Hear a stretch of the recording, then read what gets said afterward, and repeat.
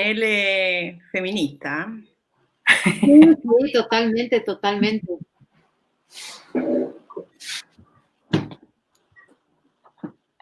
Pues ahora sí creo que ya estamos al aire, iniciando en este segunda edición de este ciclo de conversatorios de arte y memoria. Me da mucha alegría estar el día de hoy aquí con Voluspa Jarpa y Sofía Carrillo, a quienes también me da mucha alegría verlas físicamente, verlas bien, verlas sanas, verlas contentas. Y bueno, Voluspa participó con nosotros en el Memorial del 68, en esta gran exposición que se hizo en los 50 años, con una pieza de la que ya nos irá platicando poco a poco, pero ella pues tiene ya una gran trayectoria artística. Nació en Rancagua, Chile, participó junto con otros artistas de su generación en la iniciativa Muro Sur, Artes Visuales, que era un espacio para la exhibición y la difusión del arte contemporáneo chileno, que puso especial énfasis en la producción de artistas emergentes de los 90. Su trabajo ha sido exhibido en numerosos países de América, Europa y Asia, destacando su participación en numerosas bienales, en la Bienal de Sao Paulo en 2014, en las versiones, en la edición tercera y octava de la Bienal del Mercosur, en la quinta Bienal de Shanghái, en la sexta Bienal de La Habana, y en 2019 fue el artista representante de Chile en la 58 Bienal de Venecia, con un proyecto titulado Miradas Alteradas, curada por Agustín Pérez Rubio, del cual ya también nos platicará Voluspa más adelante. Y Sofía Carrillo es licenciada y maestra y colega en Historia del Arte en el campo de estudios curatoriales, de este programa que lanzó la UNAM hace un par de años. Actualmente es nuestra coordinadora de artes visuales en el Centro Cultural Universitario Tlatelolco, aunque ha trabajado también en otras instituciones y de manera muy intensa el análisis de las prácticas de archivo y su relación con el arte contemporáneo, sobre todo cuando estuvo trabajando como subdirectora del Exteresa y en otras instituciones como el Museo de Arte Moderno y el Museo Archivo de la Fotografía. Y bueno, yo soy Eunice Hernández, coordino el M68 y este ciclo que está enfocado al arte y a la memoria, pero sobre todo a explorar cómo todas estas prácticas artísticas han abordado las diferentes estrategias de desinformación, de ocultamiento, incluso de conspiración por parte del Estado, algunas de ellas muy ligadas al movimiento estudiantil del 68, pero también cómo se da este entrecruce entre memoria, cuerpo, archivo, territorio, monumento, antimonumento, que iremos ya explorando pues en las diferentes ediciones, siempre son los viernes.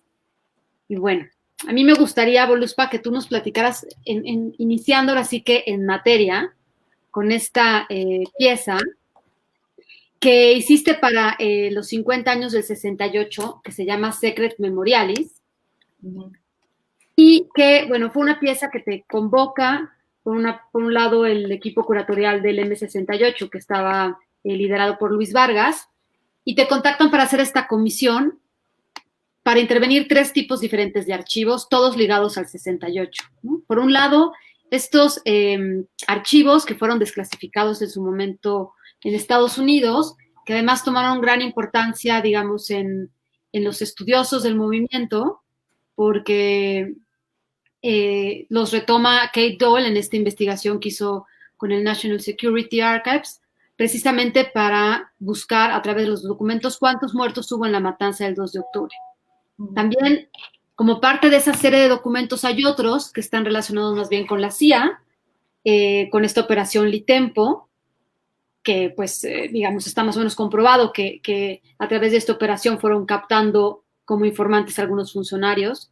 Y por último, algunos archivos que fueron versiones públicas resguardadas por el Archivo General de la Nación y que, digamos, si bien el público podía acceder a ellas, no eran de todo transparentes en el sentido que había atestados algunos datos personales y ahí estuviste trabajando con algunos archivos, desde personajes como Ajax Segura, que fue un infiltrado de la DFS en el movimiento estudiantil, de la Dirección Federal de Seguridad, hasta de Roberta Bendaño, Platita, que fue una de las grandes lideresas del 68, o sobre el problema estudiantil, que también hizo un informe esta dirección de espionaje. Pues cuéntanos, ¿cómo ¿cómo abordas en estos tres diferentes tipos de documentos y que estamos viendo ahorita en pantalla, pues las paradojas de los archivos, las paradojas de la historia?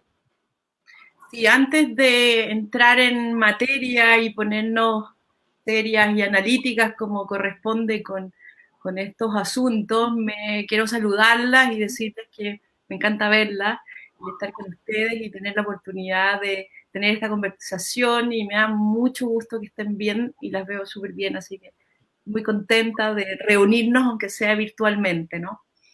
Yo creo que tal vez, Eunice, es interesante pensar cómo llegué yo a los archivos, cómo llegué yo a interesarme por Ujú. Tlatelolco. Siempre es un tema interesarse eh, por asuntos que son de otros países y interesarse desde un lado que no signifique una apropiación de algo que tú no sabes tan bien, sobre todo de un hito tan icónico para la historia de México como es Tlatelolco, ¿no? Yo llegué a Tlatelolco y a los archivos de Tlatelolco eh, porque había empezado a trabajar primero con los archivos que Estados Unidos había desclasificado sobre Chile, en un proyecto que se llamó Proyecto de Desclasificación Chile, que sacaron una gran cantidad de documentos testados, tachados, como decimos nosotros, ¿no? Eh, y desde esa investigación, la verdad es que empecé a ver como que el problema de la Guerra Fría que aparecía, que estos archivos dibujaban, iban a dibujando un mapa geopolítico, ¿sí?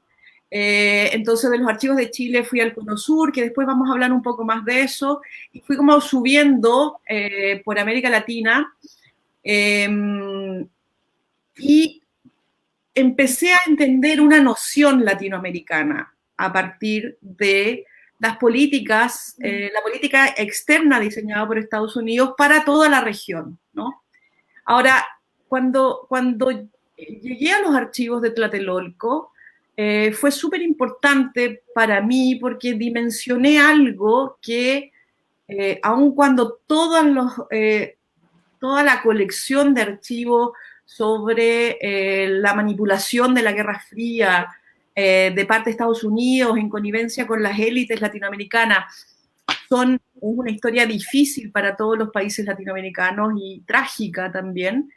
Eh, Cuando me enfrenté a los archivos de Tlatelolco, me enfrenté honestamente a una emoción aún más distópica, ¿sí? Fue una experiencia súper difícil para mí enfrentarme a esa información. Me dio como una dimensión de los acontecimientos históricos muy desoladora. Básicamente, yo entré por un lado a ese hecho histórico relevante para la historia de México, pero yo creo que relevante también para la historia latinoamericana. En América Latina nosotros estamos acostumbrados, tristemente acostumbrados, a que en la larga historia de desaparecidos que tenemos en nuestra historia de la segunda mitad del siglo XX, siempre hay organizaciones de familiares y amigos, o sea, vínculos afectivos que mantienen viva la necesidad de justicia y de memoria. Y eso se infiltra a la sociedad.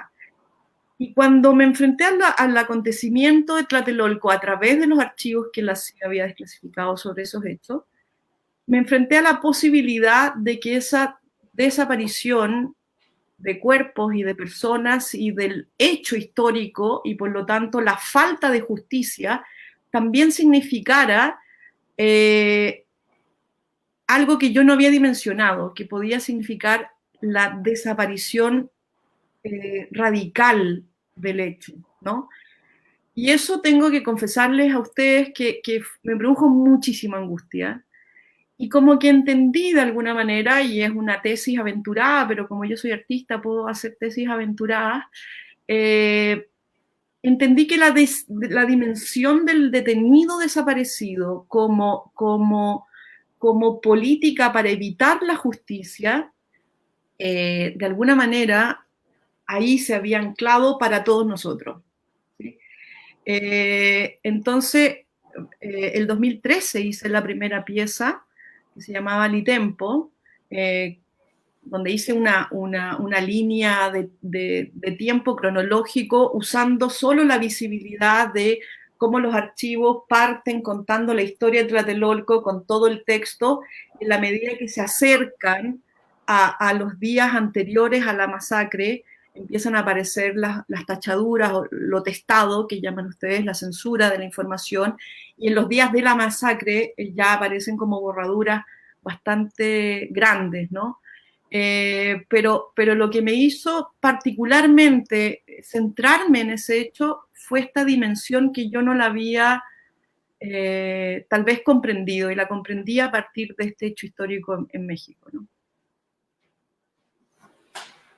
Sí, yo creo que ahí abordas pues varios temas muy importantes, no solo en las prácticas artísticas, sino en general y de manera no paralela, pero digamos trabajada desde otro punto de vista que tiene que ver con esta, pues sistemas de espionaje, que en realidad, por ejemplo, en México también no solo fueron de espionaje, como tú comentabas, sino fueron realmente pues centros también de desaparición forzada, lo cual implica tortura y privación de libertad, privación de la vida, pero también, como tú dices, privación de poder llegar a un hecho histórico, pues más o menos claro, que ha sido una de las grandes pues demandas en el movimiento estudiantil, ¿no?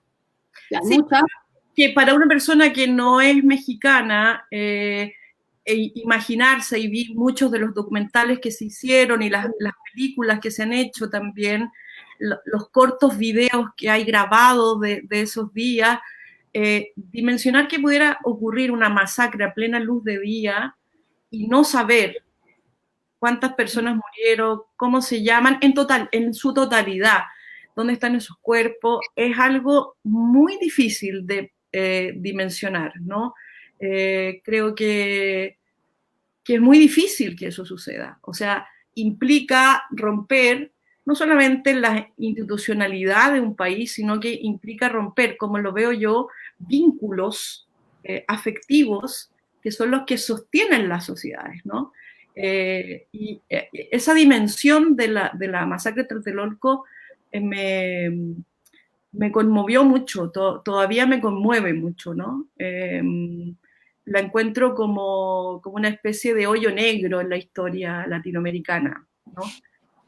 Que es una historia difícil, digamos, ¿no? Porque es una historia de una colonización que uno puede ir viendo que hay mucho dolor. Sin embargo, me sigue pareciendo que la matanza de Tlatelolco es un punto álgido de esa historia.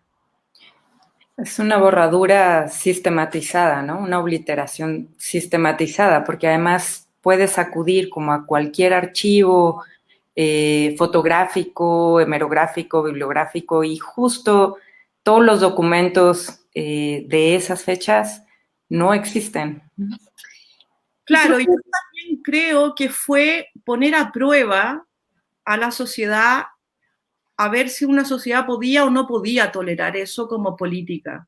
No, por supuesto, creo que hubo, digamos, el 68 en muchos sentidos marca una especie de pedagogía del terror, y cómo esta borradura y esta que se hace referencia Sofía, no solamente se dio a nivel de documentos, se intentó hacer pues en todos los niveles y en todos los tipos diferentes de memoria, al grado que quienes participaron en algún momento, hubo quienes nunca lo olvidaron y siempre estuvieron marchando. Al año se hizo la primera marcha, pero también hay quienes tuvieron que meter ese recuerdo en el olvido, y te lo dicen tal cual, que 52 años después no han querido dar su testimonio porque ya prefieren ese camino de dejarlo, digamos, sumergido, ¿no? Porque fue tan claro, duro.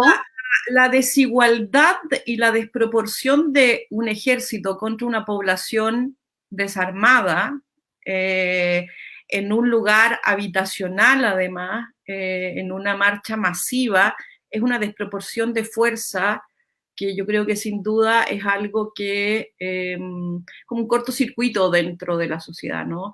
Y yo de alguna manera lo siento también como algo que tiene mucho que ver con América Latina y con una apuesta a prueba cómo va a reaccionar la sociedad si es que tú utilizas eso como un sistema de control, ¿no? Y como un diseño de esta doctrina del enemigo de la seguridad interna, que finalmente es la doctrina en la que nos vemos todos afectados en este diseño de inteligencia, de cómo, cómo las armas van a ir a controlar el descontento de las poblaciones civiles, ¿no? Y por otro lado, pues también ha habido, si bien estos aparatos pues de represión han estado muy afinados y estuvieron sobre todo muy afinados a partir del 68 en la Guerra Sucia en México, al menos, y que supongo que tiene ciertos paralelismos con otras áreas, sobre todo el Cono Sur, pero también siempre hubo esta contrafuerza de la protesta de quienes, pese a que fue un acto, digamos, culminante para terminar con un movimiento días antes de las Olimpiadas, por otro lado siempre ha habido esta fuerza de querer sacarlo del olvido, de una sed de justicia presente. ¿Y qué es lo que hace fuerte esta frase de 2 de octubre no se olvida 52 años, ¿no? En la memoria de México, de las múltiples generaciones que abordan y que van a estas marchas, o que hablan del 2 de octubre, ya no solamente saqué el recuerdo de 68, sino se va sumando lo que a mí me gusta mucho, como lo llama un autor, es la memoria sintomática, ¿no? La memoria de saber que, bueno, que hay pues un gran problema de procuración de justicia, ¿no? Claro. Que se vaya hermanando otras luchas, como el caso Ayotzinapa. Como el caso Ayotzinapa, sí, eso te iba a decir. Y claro, la obra de alguna manera lo que hace es tomar estos distintos documentos, los documentos de inteligencia desclasificados, trabajamos con Susana Zavala, y ella o sea, me entregó a mí para la lectura como este recorrido burocrático de los documentos en México y cómo ella tenía acceso a unos documentos que no habían sido testados en el 2006, pero que sí aparecían testados después en ese momento, ¿no? En políticas recientes de inteligencia, entonces, por lo tanto, de nuevo estaban censurados. Y fue interesante la discusión que tuvimos, y la tuvimos también con Luis Vargas en ese momento, es que esos documentos estuvieran ahí, los documentos mexicanos estuvieran ahí en la obra, era una manera de transformarlos en obra, ¿sí? Y detener un poco, paralizar esta vaivén de secreto o no secreto según el tiempo, ¿no? Entonces, la información está en la obra y la obra es al mismo tiempo esa información. Al mismo tiempo que el espacio creado como una especie de paréntesis, ¿no?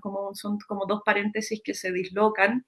En la parte de afuera también sale extraído de distintos documentos la imposibilidad de la narración definitiva, ¿no? Como lo errático de cuántos muertos, cuántos heridos, cuántos cuerpos, y todas esas frases están extraídas de distintos documentos y nos hablan un poco del devenir, del devenir de esa historia, ¿no?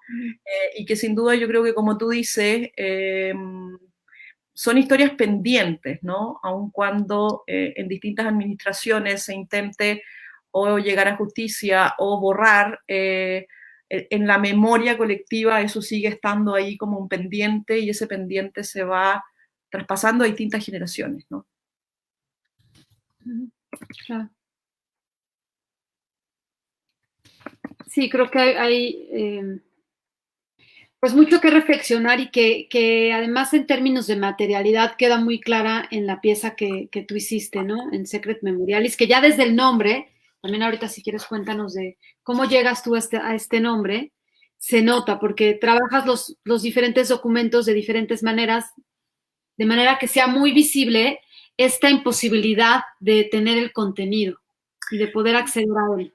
Es interesante pensar en las estrategias de la confusión sobre el establecimiento de los hechos históricos, y cuando hablamos de verdad, yo creo que hablamos de la verdad de los hechos, ¿no?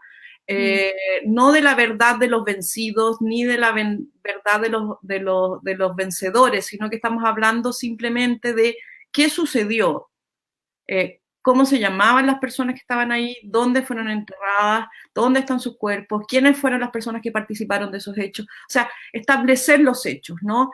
Y tú puedes confundir mucho a una sociedad cuando la sociedad no puede establecer esa narrativa, ¿no? Y es interesante tal vez cómo son distintos sistemas o distintas estrategias de confusión, ¿no? Cuando uno ve los archivos desclasificados por la CIA, uno se encuentra con lo testado, con la borradura, ¿no? Con la tacha negra sobre el documento.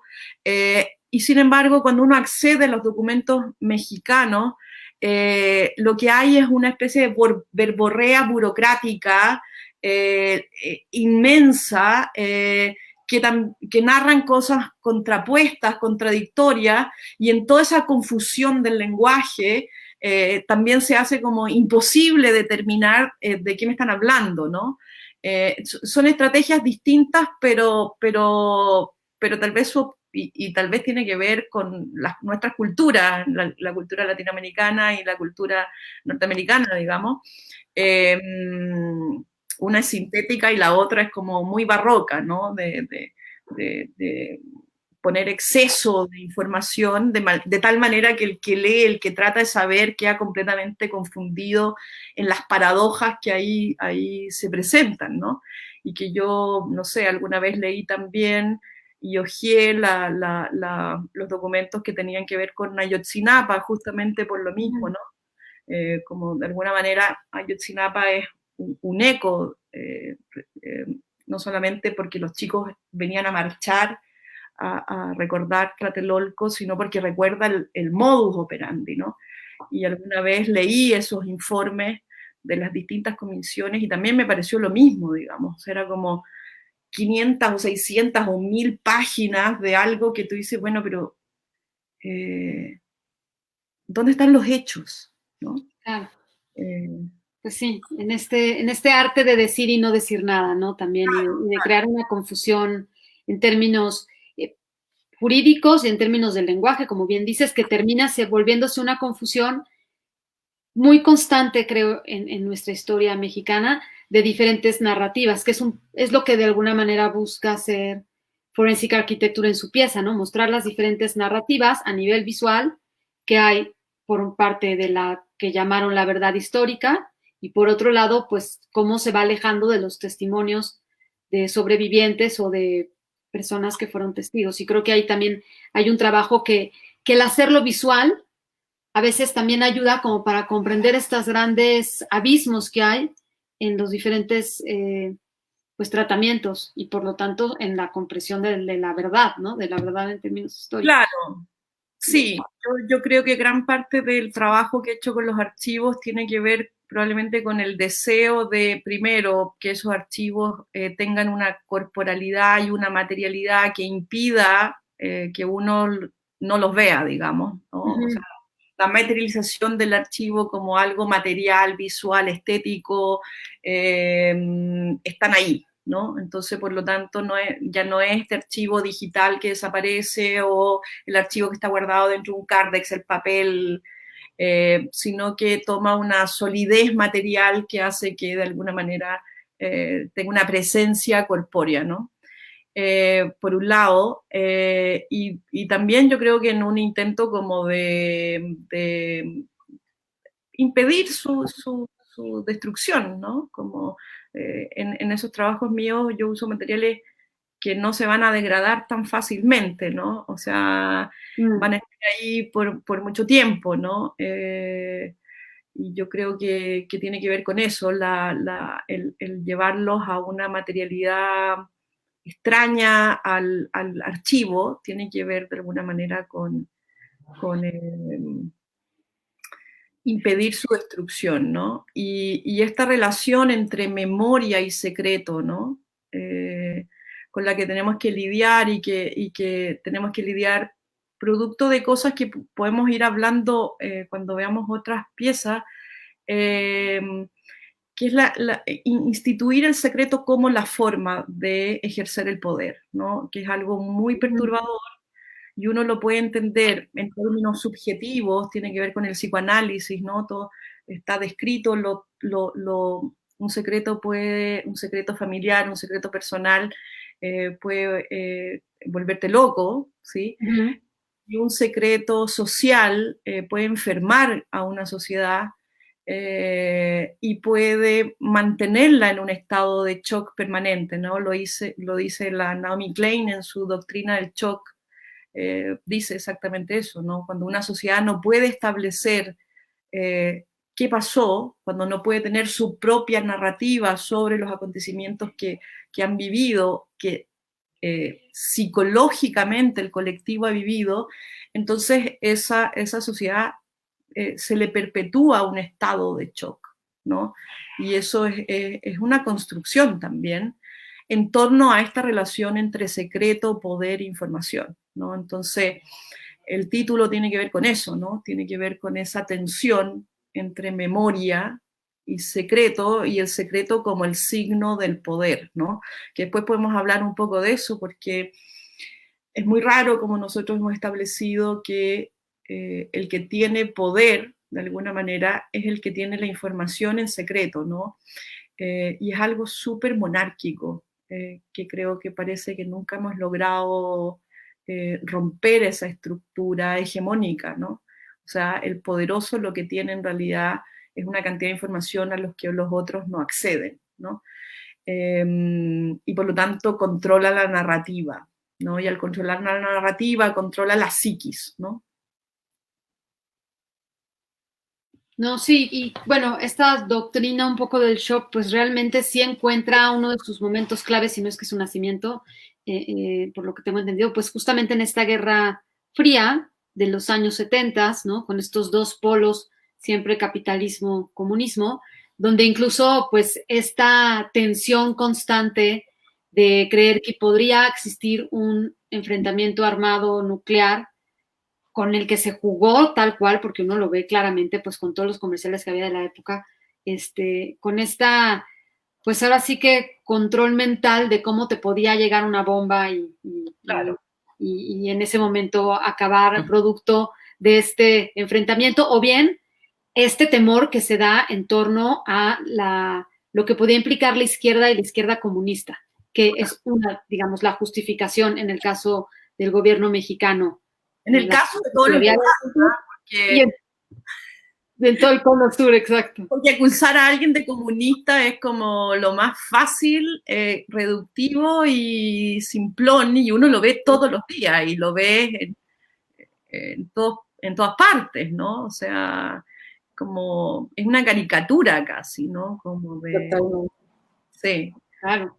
Y en ese sentido, pues tú también has trabajado mucho con estos archivos que precisamente abordan pues las diferentes intervenciones norteamericanas en el Cono Sur, en Chile, pero también en otras áreas, que estaban muy ligadas a esta Operación Cóndor, cuyo objetivo pues era precisamente limpiar a toda América de los comunistas, en un sentido muy irónico, pero que al final se tradujo en un apoyo a las dictaduras y que también supongo que hubo estrategias similares de esto que tú comentabas, del trabajo del secreto y el secreto como una especie de manera de entender o de abordar la historia y por otro lado de que las personas se posicionen en torno a esta historia secreta. Claro, es interesante entender cómo es como una dinámica del lenguaje, ¿no? Que termina instalándose en la psique, de nuestra psique subjetiva y termina instalándose en un orden social también, ¿no? De hecho, es muy, cuando tú ves documentos desclasificados, solo la nomenclatura, cada documento tiene una clasificación. Eso, cuando se dice desclasificado quiere decir que fue sacado de esa clasificación. Y esa clasificación tiene que ver con el secreto, ¿no? Entonces, unos son confidenciales, no se pueden distribuir, no pueden ser vistos por extranjeros, etcétera, ¿no? Hay otros que dicen, bueno, top secret, secreto máximo, no distribuir, solo mirar, por ejemplo. Entonces, esta dimensión de lo secreto incluso tiene categorías racionales dentro de la administración de los documentos, ¿no?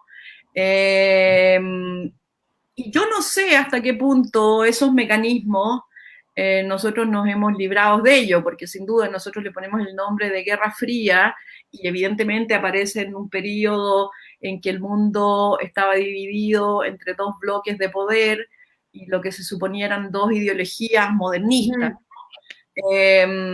contrapuestas, ¿no? La Unión Soviética, Estados Unidos, en un discurso también muy caricaturesco de lo que eran las sociedades humanas, ¿no? Y en el caso de América Latina, yo lo veo como algo muy complejo porque sin duda uno dice, sí, Estados Unidos intervino y produjo algo complejo para la sociedad, que es encontrar la connivencia, la complicidad de las élites a través del dinero, ¿no? Entonces, de alguna manera, eso también significó no solamente golpes de Estado, sino al mismo tiempo una estructura financiera, una estructura económica que también da pauta para la corrupción, ¿no? Para la compra de favores, para favorecer a multinacionales sobre los territorios latinoamericanos, para tener políticas de extracción baratas de materias primas, digamos, ¿no? Entonces, es complejo porque nosotros creemos que tal vez esos documentos de la Guerra Fría en América Latina, la Operación Cóndor, que es un poquito posterior, pero sin embargo es parte del mismo movimiento, creemos que es un problema ideológico, ¿sí? Pero yo creo que no es necesariamente un problema ideológico, ¿no? Sino que es más bien un problema económico, ¿sí?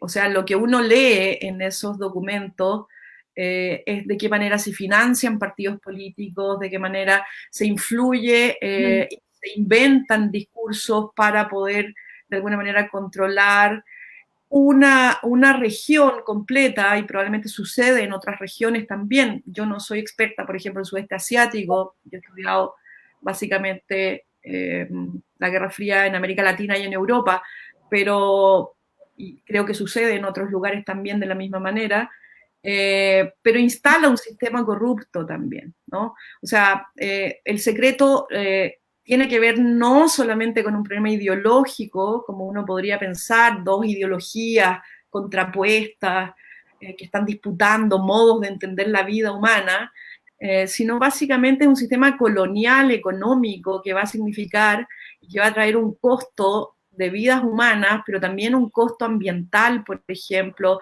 falta de leyes laborales, una precarización de la sociedad latinoamericana que creo que la vivimos hasta el día de hoy.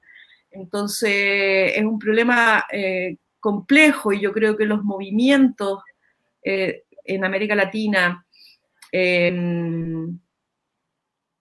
son movimientos muchas veces que nosotros los asociamos a ideologías modernistas, pero creo yo que son movimientos que tienen que ver con intentos de emancipación de esos sistemas, de ese sistema económico colonial, ¿no? O sea, de hecho en Chile el golpe de Estado se lleva a cabo porque Allende nacionaliza el cobre y el dueño de todo el cobre chileno es una empresa norteamericana que se llama Anaconda Company. Y lo mismo le sucede a Arbenz en Guatemala, que decide nacionalizar el 25% de las plantaciones de plátano, porque todo era de United Fruit Company. Entonces, no siempre y no solamente este movimiento está asociado a algo ideológico, sino que es más bien cómo permitir que multinacionales que tienen capitales e intereses económicos norteamericanos se hagan de estas riquezas de América Latina, ¿no? Y eso lo transforma, eso nos hereda a nosotros una situación muy compleja que, de hecho, en Chile nosotros lo estamos viviendo en este momento. O sea, no hemos podido salir de este problema y me imagino que los brasileños tampoco, y me imagino que Argentina tampoco, y me imagino que Bolivia tampoco, y estamos en una especie de pantano histórico de entender que necesitamos tener una soberanía sobre nuestras riquezas y nuestro sistema económico y nuestra posibilidad de decidir nuestro destino, y sabemos que eso es súper difícil, digamos, ¿no? Y hoy día sabemos por qué. Tal vez durante la Guerra Fría no sabíamos tanto por qué, pero hoy día tenemos muchos documentos que nos dicen cómo se hacen esas, cómo se llevan a cabo esas intervenciones, ¿no? Hay algo que me parece como súper interesante de todo esto que estás comentando. Digo, por una parte, me parece que en tu obra manifiestas o utilizas, digamos, el secreto como una herramienta estética, efectivamente, pero entonces ocupas tanto la fragmentación, la transparencia, el exceso de mancha, ¿no? O sea, hasta llevar la mancha al máximo, la sobreposición, digamos, como elementos que te meten a este agujero negro del que nos hablabas al inicio, ¿no? Sin embargo, digo, me parece también como muy potente porque al final tú eres sujeto activo que desde ahora lee el archivo y actualiza el archivo, ¿no? O sea, no solamente el archivo está borrado, sino que trae nuevas borraduras. Y después vienes tú con tu experiencia también como chilena que vivió el golpe de Estado, en fin, entre las muchas violencias, y te toca interpretar esto estéticamente. Sí. ¿Cómo haces este proceso? Porque al final es un proceso interno, ¿no? Sí, sí, completamente. Es un proceso psicológico también, ¿no? Yo creo que es muy psicoanalítico. Yo tengo trabajos con el psicoanálisis, tengo trabajos con la histeria que son anteriores a estos trabajos y que de alguna manera dan un soporte, me dan a mí un soporte subjetivo, y por otro lado me dan un soporte conceptual también, como a pensar qué es lo que se puede hacer con esto, ¿no? Al principio, cuando yo partí con las primeras obras, cuando recién empecé con los archivos de Chile, mi pregunta era, ¿qué puedo hacer con esto, no? O sea, ¿qué puedo hacer yo con esto? Esa fue mi pregunta, ¿no? Y me demoré mucho tiempo en encontrar una obra, como casi 10 años, en una obra que entendí que la pregunta no era hacia mí, ¿sí? No era yo como autor que iba a decir, oye, ¿qué vamos a hacer? ¿Qué hago yo con esto y cómo lo interpreto? Y esas son las bibliotecas de la no historia, ¿no? La biblioteca de la no historia era una obra donde los libros, habían cosas que parecían libros, en realidad no eran libros, ¿no? Con las que yo intervine unas librerías en Santiago, esa fue la primera, que estaban hechos a partir de los archivos de Chile, clasificados en forma visual, o sea, en la relación tacha-texto, y también otros tomos que eran cronológicos, que daban una cronología de los hechos históricos. Y las personas se podían llevar un libro a cambio de una respuesta a una pregunta, y que es un poco la pregunta que me estás haciendo ahora y que fue la solución, ¿no? Y la pregunta era muy sencilla, era ¿qué va a hacer usted con esto? Y tenía derecho a llevar su libro la persona que dejara su respuesta, y la respuesta no había una respuesta correcta, ¿no? O sea, cuando yo pude entender de que esto no era un problema mío, sino que era un problema colectivo, y lo único que yo tenía que hacer era facilitar ese flujo colectivo y disponer esto a los demás y pensar esto con los otros, fue el momento en que enfrenté la situación, ¿no? En términos autorales. O sea, y creo que es algo femenino también y tiene que ver con mis trabajos con la histeria, ¿no? O sea, entendí que este no era un problema mío, que a mí me afectaban, pero que afectaban a un colectivo bastante grande, Chile en un principio, y después Sudamérica y después Latinoamérica, ¿no? Y entonces, y también, Sofía, la negación, entender la negación como un punto de partida, que es algo que tiene que ver con mi trabajo analítico con la histeria, ¿no? Se llama la biblioteca de la no historia, ¿no? En oposición a las historias oficiales, ¿no? Las historias oficiales están todo el tiempo eh, tratando de decirnos qué ocurrió y por lo tanto escondiendo una serie de cosas. Pero bueno, ok, existe la posibilidad que exista la no historia. Entonces, configuremos la no historia, ¿no? Hablemos de eso que no está narrado por la historia oficial y empecemos a entender un poco la no historia. Y sin duda creo yo que el proceso, ese proceso autoral también, también incluye la afectación, un poco yo le decía con respecto a Tlatelolco, ¿no? Y es un proceso psicológico también, porque no está exento de dolor o de desilusión o de momentos de mucha desesperanza, pero creo que el trabajo ahí en términos personales es cómo transformas esa desesperanza, en qué momento esa desesperanza del vencido, ¿no? De la constatación de la mentira, de la constatación de la imposibilidad, en qué momento eso deja de ser algo que te anula y te lo coloca en un lugar subalterno y se transforma en una herramienta que te impulsa, que te da energía para trabajar, ¿no? Y creo que me pasó con Tlatelolco, y lo he dicho varias veces, pero no me canso de decirlo porque así fue. Yo leía estos documentos en la noche, ¿no? Cuando mi hijo estaba durmiendo, entonces fueron muchos años. Y él era chiquitito y un día se levanta y yo estaba llorando, ¿no? Leyendo los papeles. Y me mira así chico y me dice, mamá, ¿hasta cuándo vas a llorar por esos papeles? Y fue como, yo dije, sí, ¿hasta cuándo, no? Y ahí entendí algo súper importante, que es,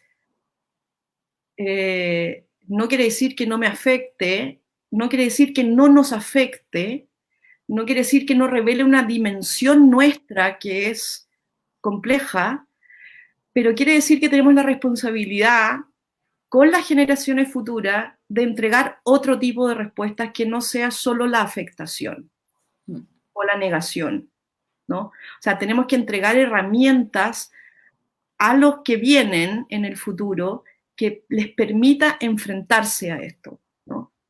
Y esas herramientas, creo yo, en mi caso, yo esas herramientas las desarrollo mediante el arte, digamos, ¿no? De hecho, pues bueno, es que al final trabajas con archivo y el archivo no siempre da lugar a la memoria, ¿no? También, también se juega en el campo del archivo, se juega la posibilidad de la borradura, ¿no? Del olvido, de la represión, de la pulsión, de la latencia. De hecho, tú hablas por ahí, bueno, en el libro de Archivos Fuera de Lugar, hablas de somatizar, ¿no? La experiencia. Porque al final todas estas inscripciones están sucediendo también en el archivo o en la mente, ¿no? En la psique. La psique como ese papel, ¿no? Sí, y además uno va aprendiendo también, creo yo, que al igual que con las propias vidas nuestras, con respecto a nuestras historias psíquicas, también en las historias colectivas, en la medida que uno se va enfrentando, va aprendiendo herramientas, ¿no? Si no te enfrentas nunca no vas a aprender nada, pero en la medida que eso va siendo un proceso, vas aprendiendo algo, algo que te permite seguir, ¿no? Ese es un poco ese es el primer litempo, ¿no? El primero que tomaba los archivos de Tlatelolco, que fue súper importante para mí ese trabajo, en términos emocionales y psíquicos, ¿eh? Y por lo tanto, en la pregunta cómo seguir, ¿no? Cómo uno se enfrenta a ese horror y cómo sigue sin destruirse, ¿no? Y por el contrario, transformar eso en otra cosa. El 2018, cuando fue la Bienal de Shanghái, que curada por Cuauhtémoc Medina, que hice una obra grande de muchos, muchos metros con archivos desclasificados, tuve una conferencia con un filósofo chino que fue súper interesante y que aprendí algo que también me ayuda al proceso de empezar a cerrar esta etapa de trabajo, ¿no? Y estábamos en esa conferencia con el profesor Zhang Rulun, se llama, no sé si lo pronuncio bien, y él no podía mencionar Tiananmen en la conferencia, ¿sí? Ni siquiera se podía decir el nombre, ¿no? Entonces, en un momento él dice, estaba lleno de alumnos, estábamos viendo, estábamos hablando de esto mismo, y en un momento él dice, yo soy de la generación del 89, porque la palabra Tiananmen está, eso sí que está tachada. Y les tengo que decir que nosotros, que la memoria implica el olvido, pero nosotros luchamos para saber qué vamos a permitir que se olvide y qué no. Y ese es el problema ético que cada generación tiene que enfrentar, ¿no? ¿Qué va a permitir que sea olvidado y qué no? ¿Dónde están los límites de ese olvido? ¿No? Y eso, y yo creo que eso es, digamos, eso es eso tiene que ver con algo de la especie humana, ¿no? ¿Qué le pasamos a los que vienen después, ¿no? ¿Cómo de alguna manera le aliviamos la carga? ¿Cómo le damos herramientas para enfrentarse a cosas que sabemos que son destructivas, ¿no? Pero si tú encuentras un modo, ya no se transforma en algo destructivo, sino se transforma en algo que tal vez sirva para generar conciencia, ¿no? Y para que cuando en el presente volvamos a vivir hechos parecidos, que los vivimos todo el tiempo, darle herramientas para enfrentarse desde otros lugares, ¿no? Sí, en este sentido, bueno, los archivos siempre tienen su parte, digamos, su propia agenda oculta, porque como siempre están en esta tensión constante entre lo que se intenta recordar en ellos, lo que se olvida, lo que se suprime, lo que está, lo que no está, en estos fantasmas, digamos, que también rodean a veces al documento, pero que tú has también sabido abordar. Y a mí me gustaría preguntarte en ese sentido si con el tiempo has empezado a trabajar más tu práctica artística, que también era una pregunta que tenía por ahí Sofi, desde una posición más de activismo. Por ejemplo, veíamos imágenes de esta exposición que hiciste en el Malva, en el Museo de Arte Contemporáneo de Buenos Aires, donde trabajas también con estos archivos desclasificados de 14 países distintos y justamente pones en evidencia todos estos casos de personalidades que no han sido, cuyas partes no han sido resueltas, o que de alguna manera hay un pendiente fuerte, digamos, ¿no? Empiezas a trabajar desde ahí tu práctica, la empiezas a entender más como una parte de un activismo, digamos, desde el arte. Es un proceso largo, y tal vez en un primer momento tiene que ver con este lenguaje y la sensación psíquica de este lenguaje, de la borradura, la palabra, la tachadura y esta disputa, ¿no? Y entender como el peso de la dimensión del secreto como herramienta de poder. Después, en el caso de Malva, aparece otro elemento que es súper importante, que ahí hay archivos desclasificados y hay archivos judiciales. Entonces, es poner a la vista y es comparar, bueno, cuánto puede la justicia, y es algo que aparecía en las preguntas que ustedes me mandaron, ¿no? Que tenía que ver con la justicia simbólica. ¿Cuánto puede la justicia, las herramientas de la justicia, sancionar crímenes que han sido cometidos, como los que están investigados en Malva, de 47 líderes latinoamericanos, en que la metodología de la justicia tiene un límite, ¿sí? Tiene el límite de que los crímenes los cometen personas, no estados, por ejemplo. Solo en este problema que es geopolítico, solo para ponerlo en la dimensión de las herramientas que tiene la justicia, ¿no? O sea, si un Estado ha estado encargado de suprimir los líderes de otros estados y de una región completa, tú nunca vas a poder enjuiciar ese Estado. Esa dimensión geopolítica de la justicia no existe, ¿no?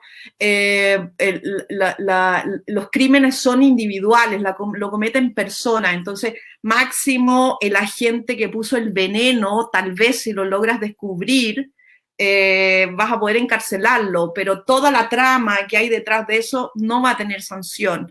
Y tampoco va a tener sanción el cómo tú afectas a un colectivo cuando le suprimes sistemáticamente los líderes que ese colectivo ha elegido. ¿Sí? Y no solamente le suprime a esos líderes, que es de lo que se trata la exposición de Malva, sino que además le pones otros que el colectivo no ha elegido, los construye falsamente, digamos, ¿no? Entonces tú dices, bueno, ¿qué pasa en un lugar cuando tú cooptas de esa manera la soberanía de los países, ¿no? Y Malva tiene que ver con esa dimensión y con la dimensión de los límites de la justicia, ¿no? Y por eso las obras están divididas y tal vez fue interesante en Malva, y yo lo sentí como era terminal en el proceso de todas las obras hechas con los archivos, que son muchas, que me permitieron ir revisando distintos países. Y Malva tenía una hipótesis, ¿no? Que era la pregunta esta, bueno, ¿qué pasa cuando tú tuerces el curso de la historia de un lugar, ¿no? Entonces la última imagen de la obra de Malva es un funeral colectivo gigante que tiene 12 metros, que está hecho de las imágenes de todos los funerales de los 47 líderes de los 15 países latinoamericanos, ¿no? Como una sola imagen. Porque claro, tú puedes decir, mira, fulano de tal lo mató tal persona, y tal vez lo encargó este otro, ya, tienes dos personas, ¿no? Si es que, ¿no? En la mayoría de estos líderes esas causas no están cerradas, ¿no? No pueden ser sancionadas. Pero ¿cómo afectas a toda la colectividad? Cuando tú suprimes esas vidas, que no son vidas individuales, porque el sujeto que está ocupando un cargo dentro de la democracia de un país, no es solo él, ¿no? De hecho, hay otra pieza que se llama yo no soy ¿cómo es? Yo no soy yo soy un pueblo, ¿no? De alguna manera como esta noción de que la persona que decide que va a ocupar un lugar de liderazgo, porque la sociedad así se lo pide, porque ese sujeto se ha formado en esa sociedad, pierde su individualidad. Entonces, cuando tú lo matas, no estás matando a una persona, estás matando un proceso histórico generacional, ¿no? Y ahí viene el tema de la justicia simbólica, digamos, ¿no? No hay manera de ajusticiar eso en términos de los tribunales de justicia, ¿no?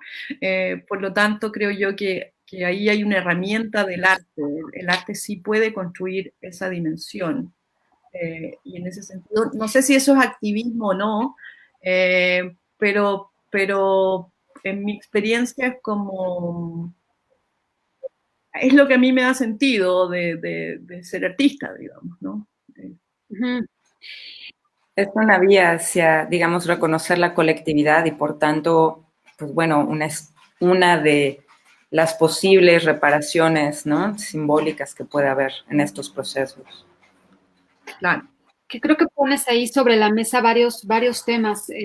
Por un lado, digamos, nos comentas cuando hay una muerte de un líder, cómo también no solo se da esta muerte de la vida, sino también una muerte simbólica que afecta en un nivel, pues, anímico dentro de toda una colectividad.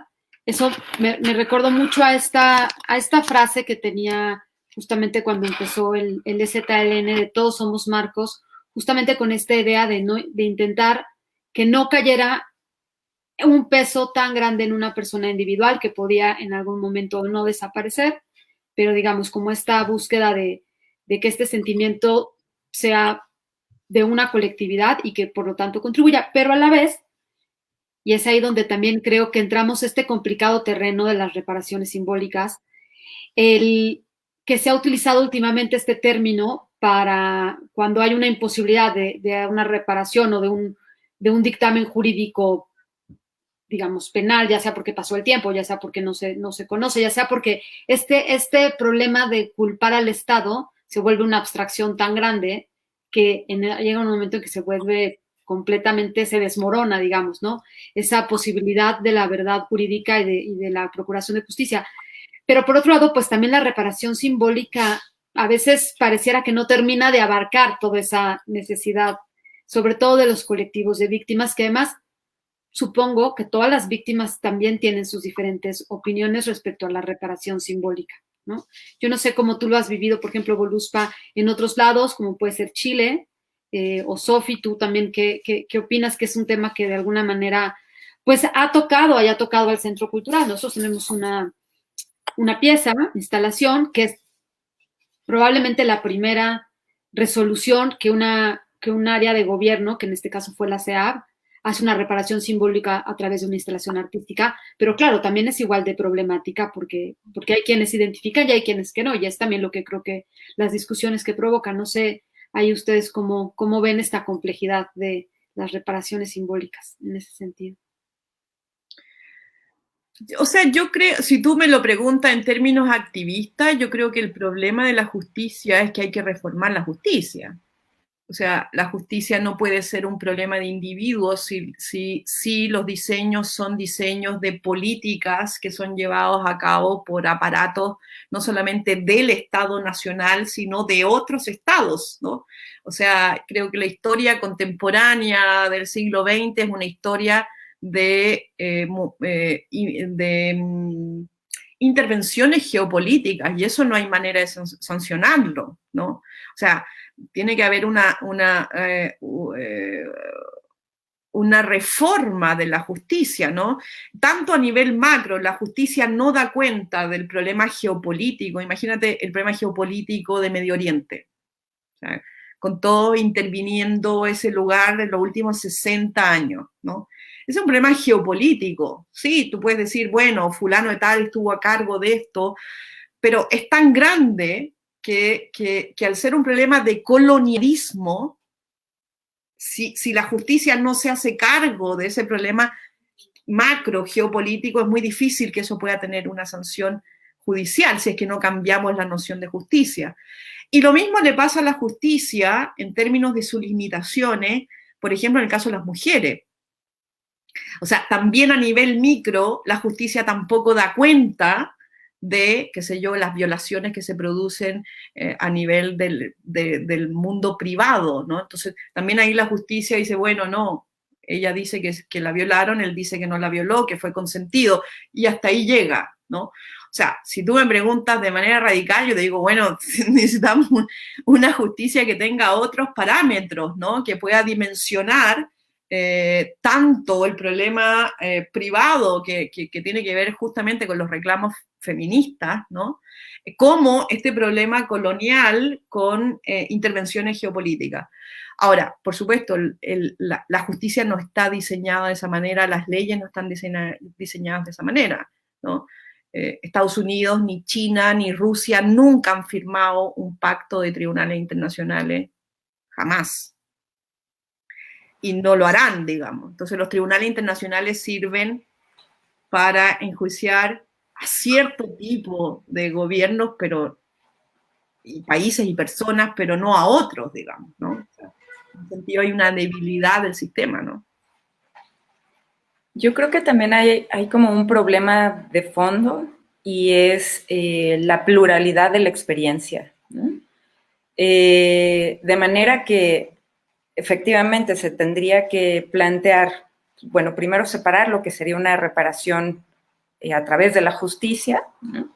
Y otra, una reparación o una de tantas reparaciones simbólicas, que es donde creo que en ese campo el arte puede tener un papel, efectivamente, pero ese papel no siempre es acertado y depende obviamente de los muchos intereses que están detrás de esa factura, no solamente del artista y de su contexto, sino de la institución que le pide, de las prácticas de vinculación que se hayan incentivado para la pieza o no.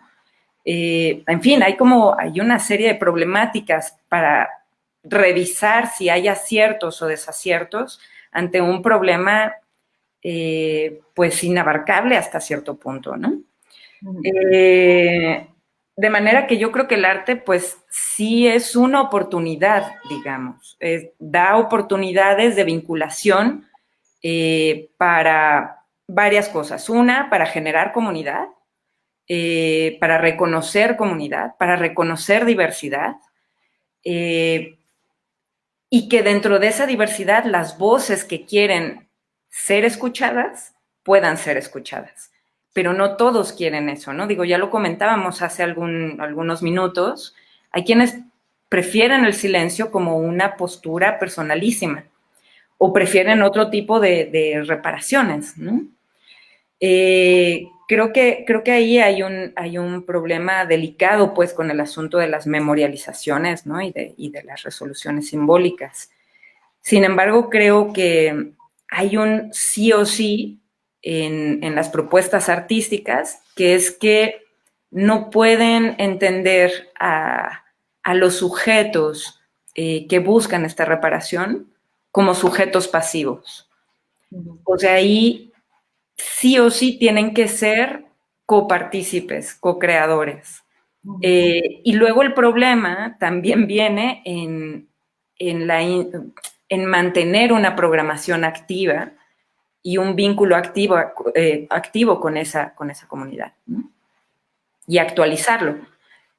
Pero sí creo que funciona no solamente para los sujetos, participantes y víctimas, diverso que sea, sino también para transmitir un mensaje hacia las nuevas generaciones, como decía Voluspa. Sí, también creo que es muy interesante cómo no solo desde las prácticas artísticas se pueden generar, digamos, estos vínculos con los diferentes colectivos o con las diferentes comunidades y a la vez, digamos, generando lazos para que sea una memoria viva y no una memoria instalada en un pasado. También es muy interesante cómo las mismas comunidades han tomado ciertas dimensiones de lo estético o de lo artístico también, ¿no? Como en el caso un poco de los antimonumentos que hay aquí en México, pero que no son exclusivos de México, por supuesto, ni de la Ciudad de México, que al contrario, han tomado ciertas acciones artísticas que incluso sí tienen ciertas connotaciones con prácticas contemporáneas como muy puntuales, pero que por otro lado ya lo artístico en términos, digamos, más tradicionales, autorales, ya queda completamente desbordado para simplemente quedarse con esta especie de acción, performance, escultura y hacer un llamado de atención a la sociedad, ¿no? Y también es interesante cómo se da ese trabajo a la inversa, que creo que digamos, desde el centro hemos tenido diferentes experiencias. Y eso también creo que abona mucho lo que dice Sophie, de poder tener una pluralidad de experiencias distintas en estos juegos, en estas necesidades de las reparaciones y del visibilizar, que no necesariamente visibilizar y reparación sería igual, ¿no? Sí, y yo creo que esa diversidad y promover esa diversidad creo que es algo que tal vez muchas veces los estados, según el momento político en el que están, no necesariamente lo pueden hacer, pero creo que esa diversidad en el caso de cuando el arte se transforma en esta acción de yo acuso, ¿no? Esta fórmula permite un poco esa diversidad. Nosotros ahora en Chile, que estamos viviendo este proceso de estallido social y hemos tenido muchas violaciones a los derechos humanos, muy lamentables y muy chocantes para toda una generación. Los más viejos estamos lamentablemente acostumbrados, pero los más jóvenes no lo entienden. No entienden que la policía le puede haber dañado los ojos a 460 jóvenes. Con toda razón no lo entienden. O sea, uno tiene ya las suficientes heridas que le dicen que lo puedes entender, digamos, ¿no? Y es verlo en este momento, por ejemplo, ver ese proceso histórico que con toda certeza va a quedar marcado en la memoria y en la necesidad de reparación y en la necesidad de simbolización y en la necesidad de ser narrado, transformado al lenguaje para una nueva generación marcada de nuevo por un trauma colectivo. Verlo en este momento para mí, bueno, primero fue súper chocante, pero ya hemos hecho varias cosas que han activado un poco lo que decía Sofía, ¿no? Esa sensación de co-creación, ¿no? Que cuando estás enfrentado a cosas que tienen dimensiones que te sobrepasan con crece, el impulso colectivo de co-creación creo yo que es una primer mecanismo de reparación, ¿no? Porque cuando alguien es dañado, yo ingenuamente siempre me hago esa pregunta, pero no me importa tener esa ingenuidad. Cuando alguien es dañado, no es que el otro no se afecte. O sea, la semana pasada Los carabineros tiraron a un niño de 16 años del puente del río Mapocho hacia abajo. Mi hijo tiene 16 años. No es que yo vea eso y no me afecte. No necesito ser la madre de ese niño para sentir horror. ¿Entiendes? Nosotros tenemos como especie, creo yo, y como una emoción importante de la especie es la empatía, porque si no, no habríamos sobrevivido si no somos tan fuertes, en términos de fuerza física me refiero, ¿no? O sea, creo que la empatía es algo natural, ¿no? Y la empatía en relación a los procesos creativos, la empatía como proceso creativo, no necesariamente como proceso artístico, sino como proceso creativo, ¿no? Como lo que decía Sofía, la necesidad de co-crear lo que estás viviendo en términos colectivos. Hay una dimensión de lo colectivo en nuestra psiquis y en nuestras maneras de vivir que son súper importantes, ¿no? No, sí, pues por supuesto que estos lazos pues son lo que han permitido que también, digamos, en términos de alguna manera de los temas que están cercanos al museo y al memorial, que son los movimientos sociales, pues justamente son estos lazos de solidaridad y estos lazos de empatía lo que ha permitido que temas que han estado acallados por años salgan gracias a un colectivo de valientes, pero también a una sociedad que está dispuesta a escuchar y a tomar esas demandas como propias y hacer ahí una co-creación en términos pues más comunitarios, pero tan necesaria y tan urgente como cualquier demanda. Y creo que desde ahí se ha construido, o sea, si bien al menos el caso mexicano, creo que sí hay una parte de la sociedad que tiene muy viva esos lazos de colectividad, pese a que a veces... los procesos creativos como procesos de resistencia, ¿no? Tanto para exigir justicia como para impedir el olvido, como para exigir, para narrar en términos de memoria. Y ahora en este estallido social en Chile tiene elementos que son, los tengo tan vívidos porque los estamos viviendo, toda esa pulsión erótica del colectivo, ¿no? De cuando tú te sientes parte del colectivo, cuando te sientes parte de la masa, no eres un individuo, eres parte de un momento y de una colectividad, de un cuerpo colectivo, ¿no? Y al mismo tiempo toda esa emoción tanática de cuando distintos individuos de ese colectivo son dañados, tú te sientes dañado también. Sobre todo si son jóvenes. Creo yo que eso es imperdonable. Dañar jóvenes me parece a mí que es más imperdonable que dañar otras cosas, ¿no? O sea, las sociedades que dañan a sus jóvenes tienen una pulsión saturniana muy decadente, ¿no? Como el Saturno comiéndose a sus hijos es un signo de decadencia, ¿no? Pero esa mezcla, ¿no? De emociones, creo yo, ¿no? Como esa erótica de lo colectivo, esa pulsión de diluirse, ¿no? De ser cuerpo colectivo. Y la afectación individual de cuando algún sujeto de ese cuerpo colectivo es dañado, ¿no? Yo creo que son emociones que son pulsiones, ni siquiera son emociones, son cosas que tienen que ver con la vida misma. De cada Ahora, en este último trabajo que presentaste en la Bienal de Venecia, de alguna manera sales de estos temas que veníamos platicando del archivo, ¿no? Para adentrarte en otro tipo de archivo, también ya no los desclasificados de la CIA, otro tipo de archivos que están mucho más ligados a la historia europea, pues de diferentes momentos. Y que lo ligo un poco con estas pulsiones. Me gustaría que tú nos platicaras un poco del proyecto, en qué consiste, obviamente, Miradas Alteradas, pero también cómo lo hilas con este trabajo que ya venías haciendo, que ya venías trabajando temas de la histeria, de la historia, ¿no? Por otro lado, por supuesto, de lo borrado, pero también de estas pulsaciones que estás ahorita comentando, porque creo que de alguna manera esa línea, que es una línea mucho menos perceptible, mucho más sutil, sigue ahí presente en todos tus trabajos como una especie de tensión. Y ahora que platicamos contigo, me queda aún más claro como ese río subyacente que va por detrás de todo tu trabajo, aunque estemos hablando de archivos que parecerían muy contrarios o simplemente muy lejanos a estos archivos de la CIA, ¿no? Porque son archivos, pues, más bien, pues, del inicio de la construcción del mundo moderno, ¿no? 1600, pleno colonialismo, que también pareciera que hace rato lo comentaste, ¿no? Como esta, digamos, guerra fría o esta construcción del enemigo, capitalismo, comunismo, no es más que otra manera de expresar este viejo sistema colonial, ¿no? Lo dijiste hace rato muy claro.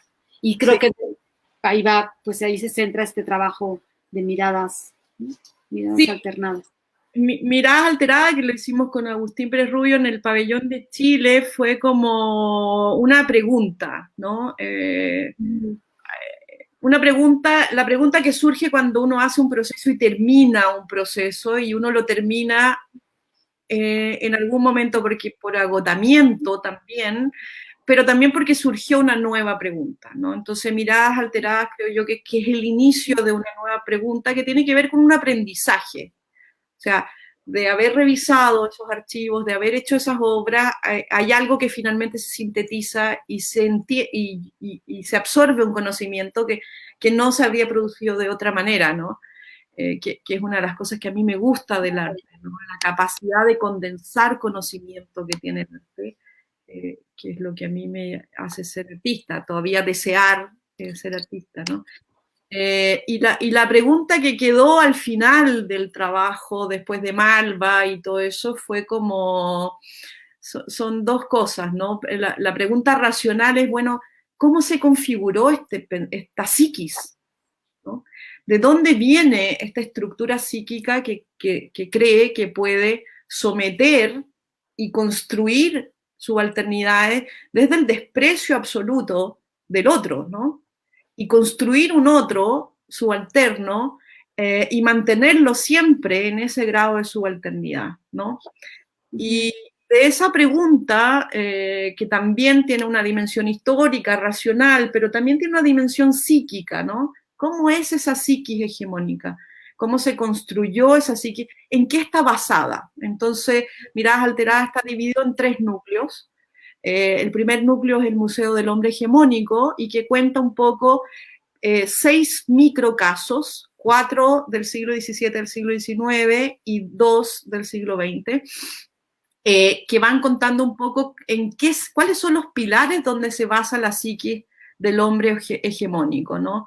Entonces, por un lado, es la construcción de la mujer como un sujeto subalterno, sin duda, y ahí aparecen 2 casos que tienen que ver con el primer Partido Democrático de Mujeres de Viena, que fueron humilladas mediante pornografías y prohibidas de organizarse políticamente, la historia de nuevo de la construcción de esta noción de la psiquis femenina como un otro, entonces de nuevo la idea de la Salpêtrière, la historia de la Salpêtrière con la invención de la histeria.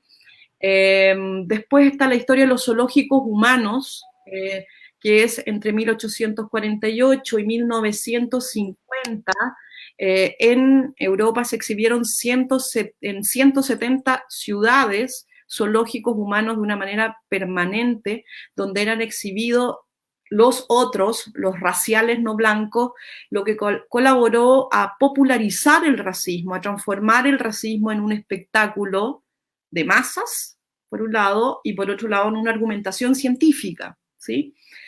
Y después hay el caso 1, que es muy importante, es un caso de canibalismo en el siglo XVII en la ciudad de La Haya, donde unos republicanos que estaban en el gobierno, que era un gobierno muy exitoso, son invadidos simultáneamente por todas las monarquías y este plan termina siendo de que esta república joven y nueva que eran los Países Bajos en 1672, la gente enloquecida, entre comillas, en un plan igual de siniestro que cualquier plan de la CIA, pero en versión monárquica, termine comiéndose a los republicanos y termine Holanda y termine cimentándose permanentemente esta noción monárquica, que es una noción de clase, ¿no?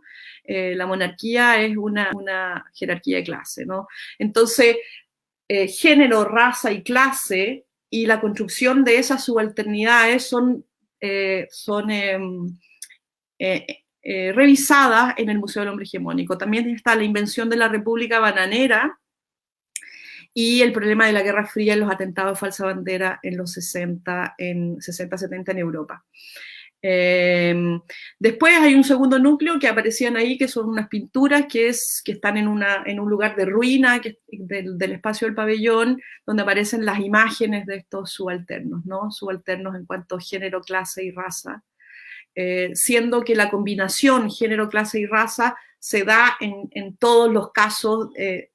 Uno puede encontrar que cuando hay racismo también hay clasismo, cuando hay una subalternización de la mujer también al mismo tiempo hay un clasismo asociado, etcétera, ¿no? Se mezclan.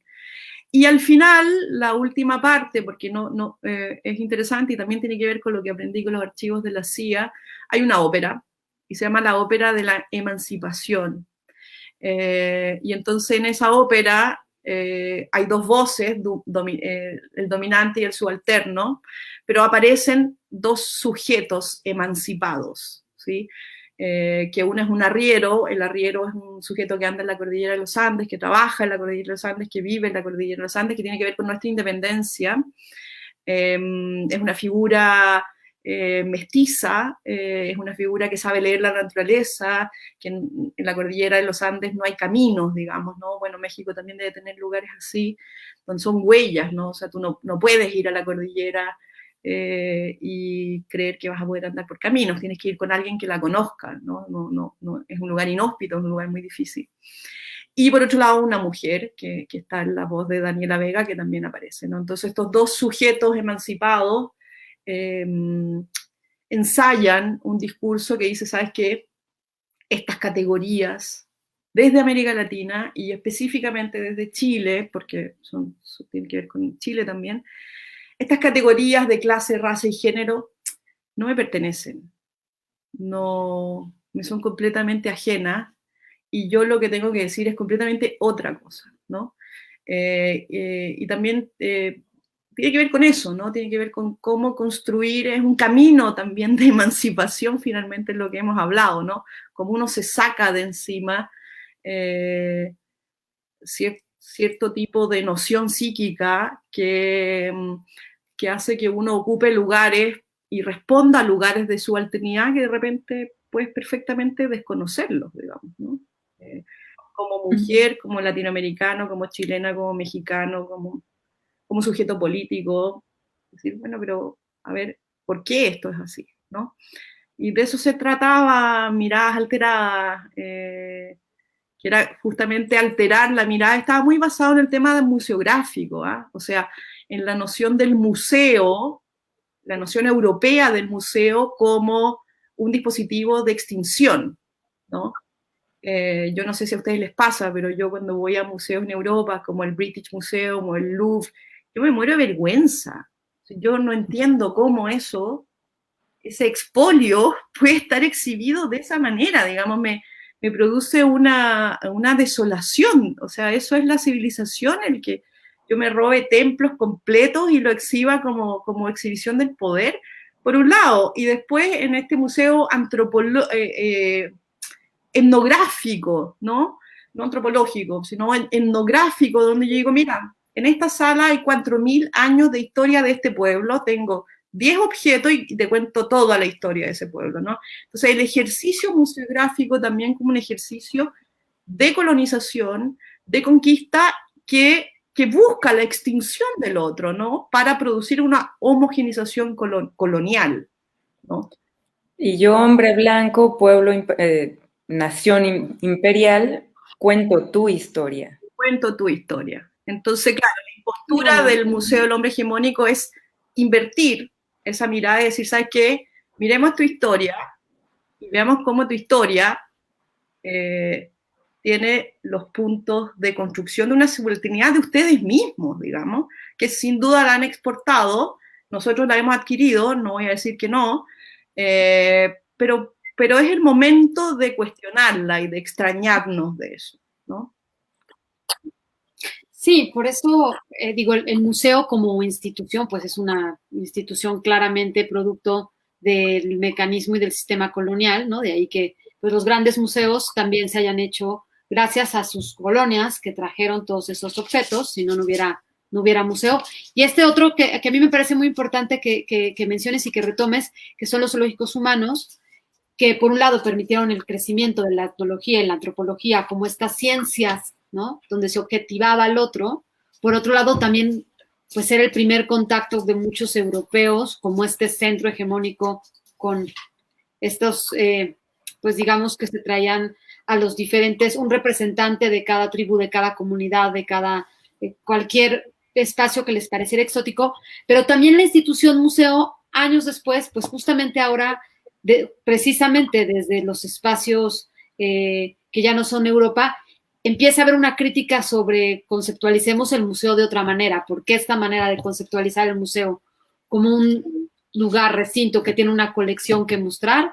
Es una idea ya un poco superada, ¿no? Y empecemos a pensar en el museo como este espacio mucho más polifónico, democratizador, no necesariamente ligado a colecciones, donde se pone a discusión temas públicos. Y creo que también ahí hay como una especie de resistencia o de lucha de todos esos otros pues, espacios, sobre todo en Asia, África, Latinoamérica también, que ahora reclaman el tema de institución museo, ¿no? Y a mí por eso me parecía, o sea, muy importante preguntarte, ¿por qué pensaste esta exposición justamente para la Bienal de Venecia? Me parece que ahí hay una provocación interesante.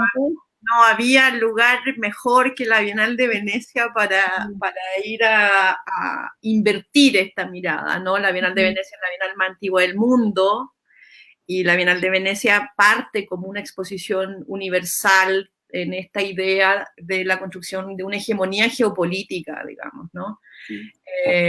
Por lo tanto, en ese sentido era muy atractivo ir a ese lugar, a lograr si iba a poder mostrar este dispositivo psíquico finalmente, ¿no? Si es solo un sistema de creencias y como sistema de creencias puedes creer en otra cosa, así es simple, ¿no? O sea, no, son verdades humanas, digamos, ¿no? Y cuando estuvimos en tu casa, ¿te acuerdas que tú me mostraste las imágenes de esta pareja azteca que tenía... Máximo y Bartola. Claro, síndrome de Down y que también son parte de los zoológicos humanos, ¿no? Sí. Y a mí me parece bien que nosotros pensemos el museo y pensemos la museografía con un sentido crítico, digamos, ¿no? Tal vez somos una generación que puede ya extrañarse de ese pensamiento hegemónico occidental como el pensamiento que uno debe seguir, digamos, ¿no? O sea, cuánto de eso para uno no tiene ningún sentido, ¿no? O sea, en esas microhistorias elegidas en el Museo del Hombre Hegemónico, por ejemplo, toda la relación monárquica con el pensamiento psíquico europeo, las monarquías europeas existen, digamos, son vigentes. ¿Qué tenemos que ver nosotros con eso? ¿Sí? ¿Qué tenemos que ver con esa mezcla extraña de una creencia esotérica, metafísica, de clase, que jerarquiza la sociedad? Nosotros somos una sociedad mucho más diversa, con procesos históricos de pueblos originarios, de inmigración, pero de inmigraciones pobres también, o sea, y de un mestizaje que se da además en una naturaleza que es absolutamente una experiencia. Estar en la cordillera de los Andes a 4.000 metros es una experiencia concreta del mundo, y cuando tú estás ahí y piensas en los archivos de la CIA, te parecen una ilusión, digamos, ¿no? También, ¿no? Y América Latina tiene una naturaleza lo suficientemente potente, viva, ¿no? Con Sofía nos conocimos después del terremoto, y nosotros también tenemos terremoto, o sea, nosotros tenemos una naturaleza que nos obliga a pensar la naturaleza y sentir la naturaleza completamente de otra manera. Entonces, ¿por qué esas categorías tienen que seguir determinándonos, no? A mí me parece, perdón, como además una operación súper interesante, porque al final es como el anverso de ese espejo, ¿no? Que, o sea, la crítica al formato bienal que viene desde Chile, ¿no? Y que voltea a ver nuevamente este espacio colonizador, ¿no? Con una crítica desde el anverso, desde el lado oscuro del espejo, ¿no? Uh-huh. Y que además tiene todo el sentido con todo lo que nos has contado a partir de estas muchas historias, ¿no? Es decir, no hay una versión del vencedor y el vencido, como nos han hecho creer, ¿no? Que siempre hay una dualidad, ¿no? Hay un binarismo, sino es múltiple, ¿no? Sí. Y ahí está la potencia también de ese otro lado, ¿no? Sí, es verdad. Sí. No es contenible, ¿no? Sí, y es divertido porque creo que en términos como corporales casi, a mí me sucedió esa obra antes que la pudiera antes que la empezara a racionalizar, estando en la cordillera de los Andes, en el verano, con mi hijo, una amiga y un arriero, que también es amigo nuestro, que es un lugar muy extremo, digamos, estás sobreviviendo todo el tiempo, todo el tiempo te puedes morir, morirse ahí es una realidad permanente y permanente, digamos, en la noche te puedes morir, en el día te puedes morir en cualquier momento, digamos, ¿no? Y eso también te llena de un sentido de la vida, ¿no? Entonces estábamos en la noche y mi amiga me dice, oye, cuéntale a Eduardo, que es el arriero, tu trabajo que acabas de mostrar en Malva y cuéntale de los archivos de la CIA y lo que has... Y yo tomé el aliento, iba a empezar. Y dije, eso no tiene ningún sentido acá, ¿no? O sea, acá a 4.000 metros, acá con esta energía del cuerpo de uno en la naturaleza, no es nada eso, ¿no? O sea, es realmente una dimensión muy pequeña de la existencia, ¿no? Y sin duda somos mucho más que eso. Entonces fue como, Eduardo, no te voy a aburrir con esto, o sea, no, cuéntame tú mejor cómo vives acá, digamos, ¿no? O sea, era como... Y eso era como, es algo que a mí me emociona mucho porque yo tengo un sentimiento fuerte con América Latina y me emociona esa energía latinoamericana, ¿no? Yo la vivo, ¿no? La veo. Y es una energía vital. Y eso es lo que hace que esto resista a todas sus tramas distópicas, digamos, ¿no? Como... Sí, porque ahora que comentabas justo que conociste a Sofía en el temblor, a quien yo también conocí en el temblor y me enteré gracias a ti, que había sido mi compañera de brigada, ahí en el Álvaro Obregón, pero a veces pareciera, o sea, justo pensaba, bueno, que pareciera que lo que nos une como latinoamericanos a veces es estas tragedias, ¿no? Esta constante como imposibilidad de un gobierno justo, democrático, adecuado, esta continua, pues históricamente esta intervención, digamos, norteamericana siempre ahí presente, siempre haciendo sombra, no dejando, digamos, una libre determinación, o estos diferentes desastres naturales, pero también qué bueno que al final sí mencionas también, o que sí se hay este sentimiento de cierta, pues cierta sensibilidad, o cierta manera de entender la vida que sin duda alguna viene mucho también de nuestra naturaleza, del mismo continente. Y también creo que vale la pena mencionarlo porque yo creo que nos falta todavía trabajar más desde ahí como latinoamericanos, no solo en términos de arte, me da la impresión de que se ha trabajado más, sino en general, ¿no? Como ir generando más estos vínculos que podrían ir generando nuevas maneras de entender al mundo, ¿no? Ya no en función Claro, de lo que pasa es que somos países muy jóvenes. Uh-huh.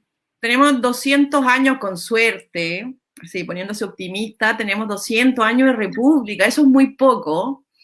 Y el sistema república es un sistema del que nosotros nos apropiamos de una manera particular.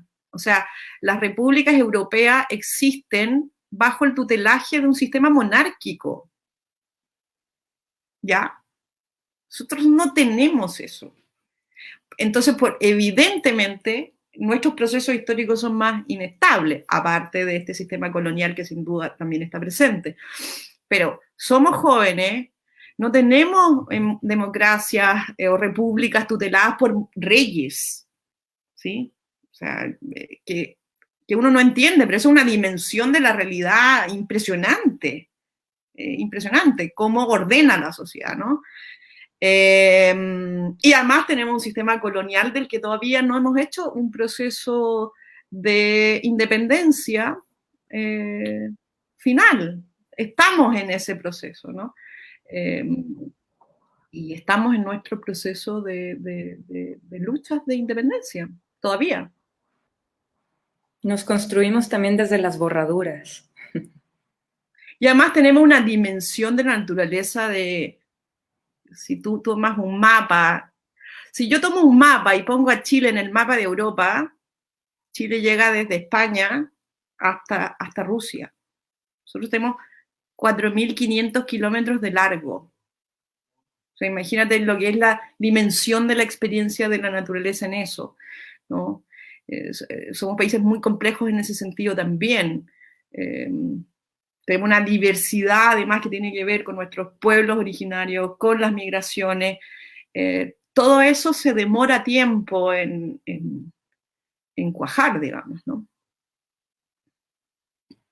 A mí no sé, pero tenemos aquí un pedazo de tu video, justamente del que nos comentabas, de la ópera, que sería bueno verlo, ¿no? Sí, sería bueno. Vamos a pedirle a Omar, que es quien nos apoya siempre en estas cuestiones técnicas, si nos ayuda a poner The Emancipating Opera,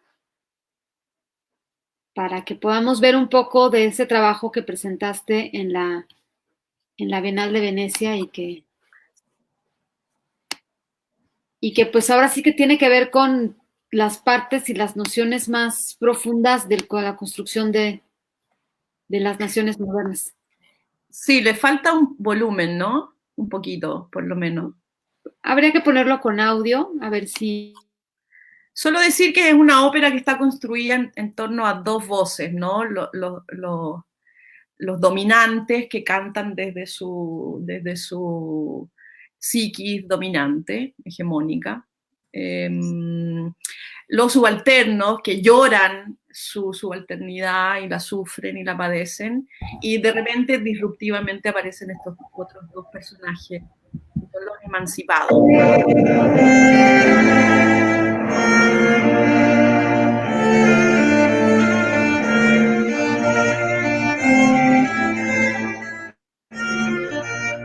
Bendigo los oropes,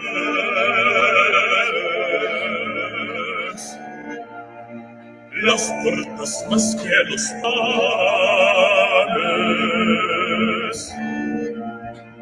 el lujo del capital, los bancos y sus talentos,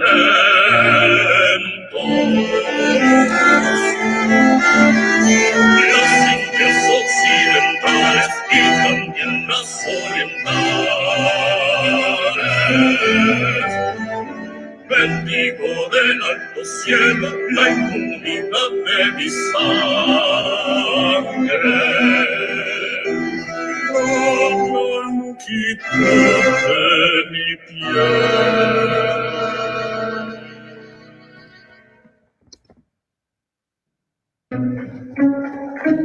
Pues mi voz es la de todos, incluso cuando hablo solo.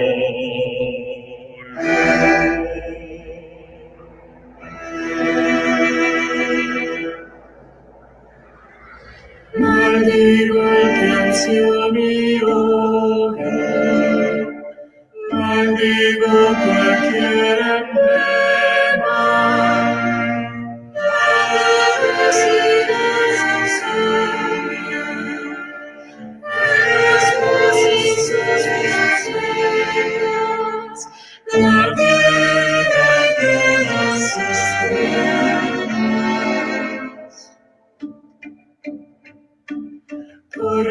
naciste un quebranto del dolor del dominado,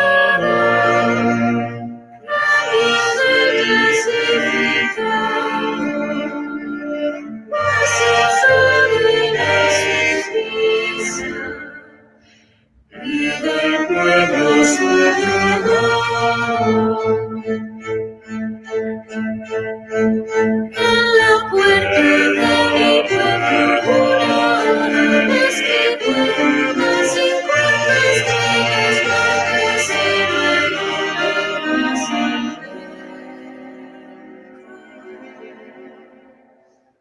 Lucero del hombre Camilo.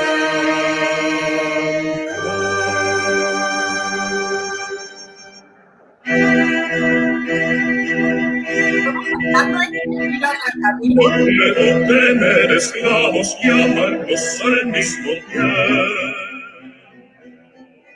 Mira, adelántalo un poquito, porque este de nuevo es el dominante y después le responde el subalterno, pero podemos ir un poquito más adelante. Ahí. Déjalo ahí. Sí.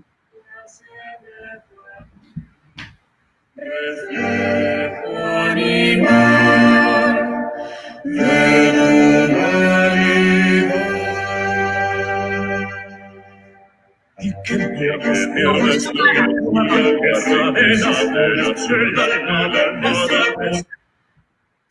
Aquí comenzó la independencia por un camino que no existe.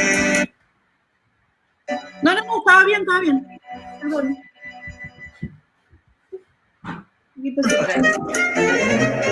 Somos bárbaros.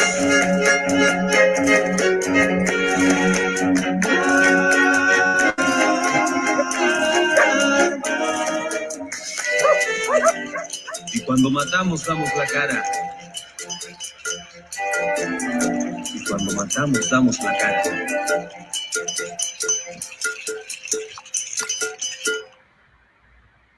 Bueno, y este es el final, que es la mujer, ¿no?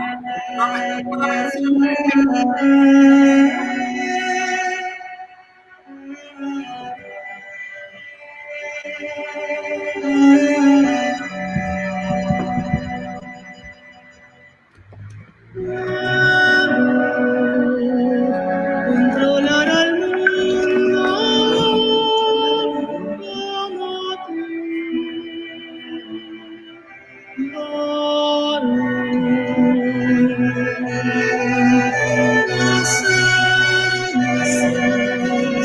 Desde mi silencio y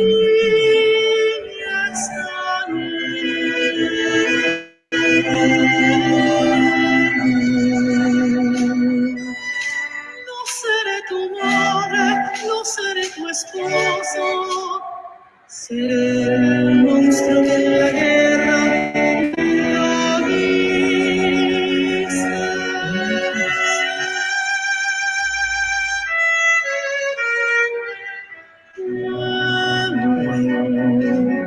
Hacerlo como una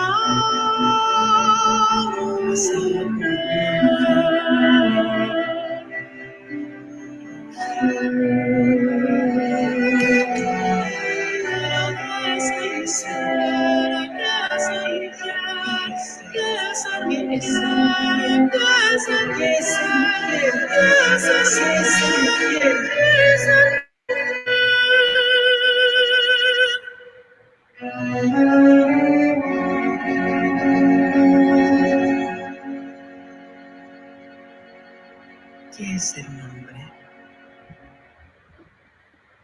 Ahí terminó. Bueno, lo vimos pedacitos, pero está bien, porque dura como 12 minutos. Y aparecen todos los subjetividades que estaban antes en el Museo del Hombre Hegemónico, con sus preguntas, sus certezas, sus dolores, y esta voz del emancipado un poco, ¿no?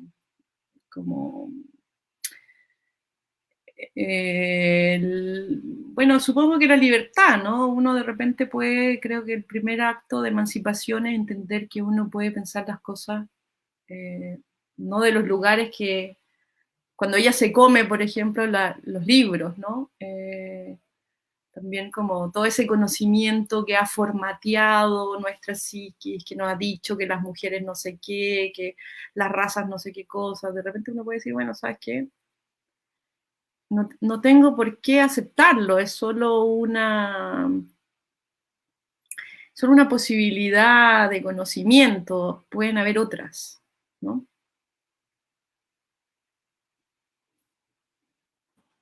Es No, sí, brutal, el video a mí me pone chinita.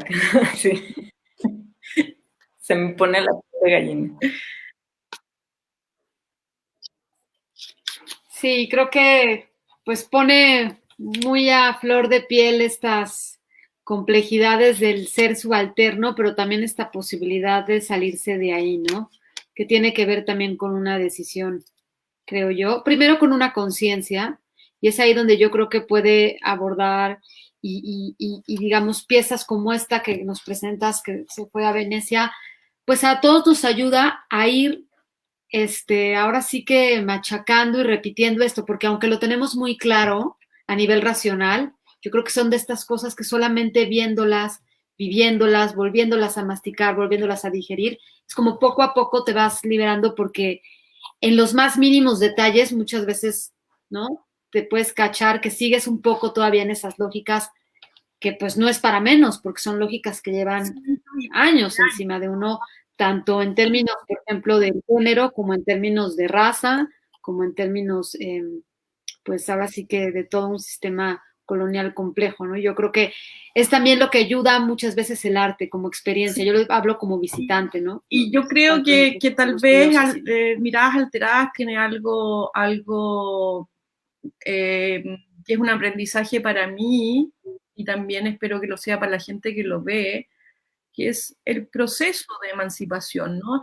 No quiere decir que uno no regreda en términos subjetivos o en términos culturales, las sociedades, pero quiere decir que cuando se inician cierto tipo de procesos de cuestionamiento de valores, como los valores patriarcales, por ejemplo, y uno dice, bueno, pero ¿por qué las mujeres hemos sido tan peyorativamente definidas por el pensamiento masculino en lo que tenemos que aceptar, en lo que tenemos que vivir, cuando si invierto la pregunta, porque en realidad ¿qué es ser una mujer? Es la pregunta sintomática de la histérica, ¿no?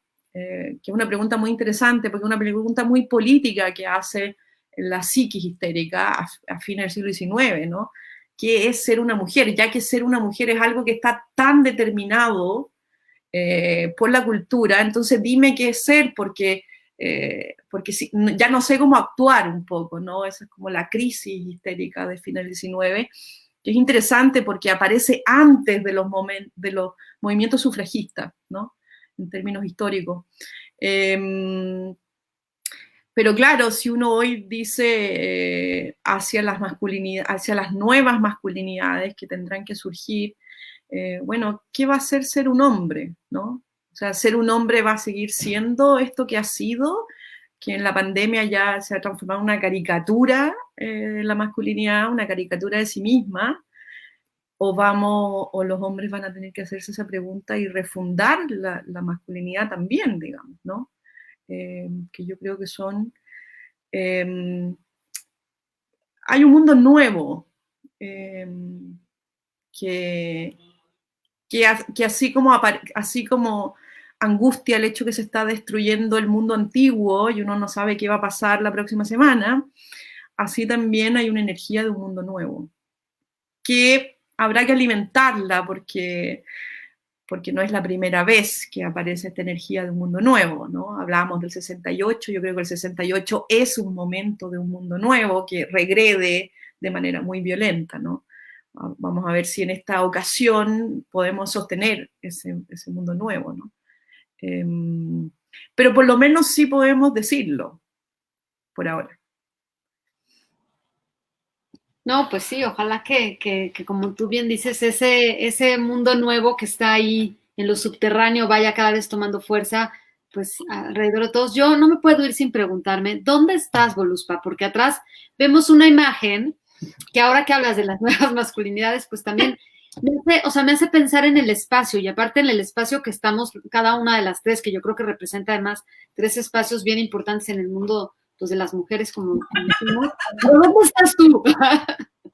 Yo estoy en mi pieza, querida, y en mi pieza hay esta pintura mía antigua, Ajá. porque no voy a estar en el living, porque no voy a molestar a mi hijo, Ajá. digamos, puede circular hacia la cocina. Y esta es una pintura mía del año 98, cuando tenía algunas preguntas sobre los afectos. Ya. Bueno, tú empiezas justamente con la pintura, ¿no? Creo que allí viene gran parte de tu obra y luego vienes saltas a la instalación. Pero creo que muy acertada para estos momentos. Ha aparecido en todas mis Conferencias, muy bien. Pues estamos ya casi a punto de cerrar, de que den cuarto para las 8.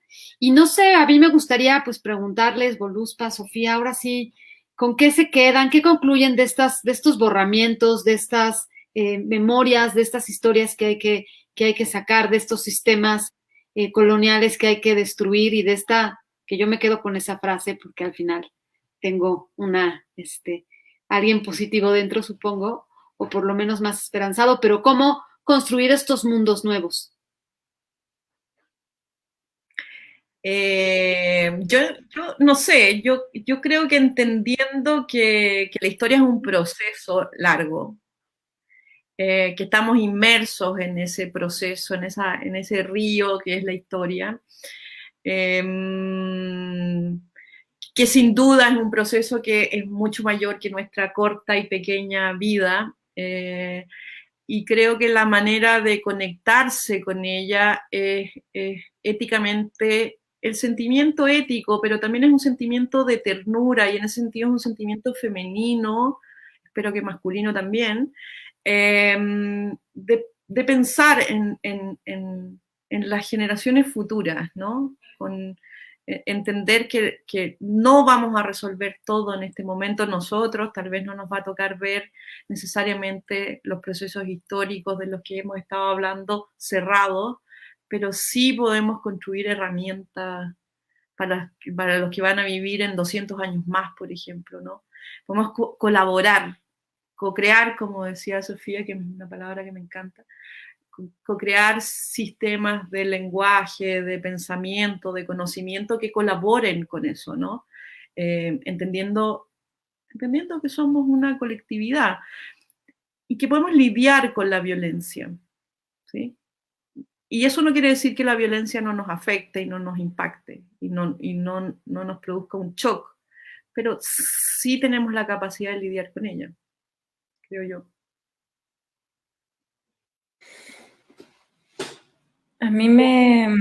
Yo quiero recuperar esta última anécdota, frase que nos cuentas de la voz de la histérica. Claro, habría que recuperarla. Porque creo que ahí hay una muy buena clave, a mi entender.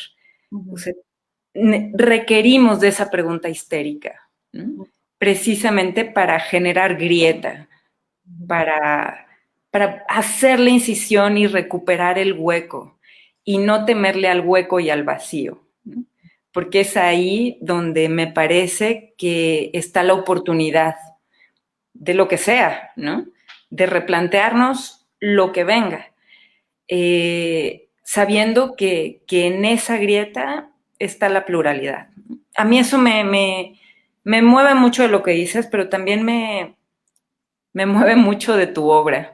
Entonces, mil gracias por esta hora y tantas de conversación, que es una delicia, Voluspa.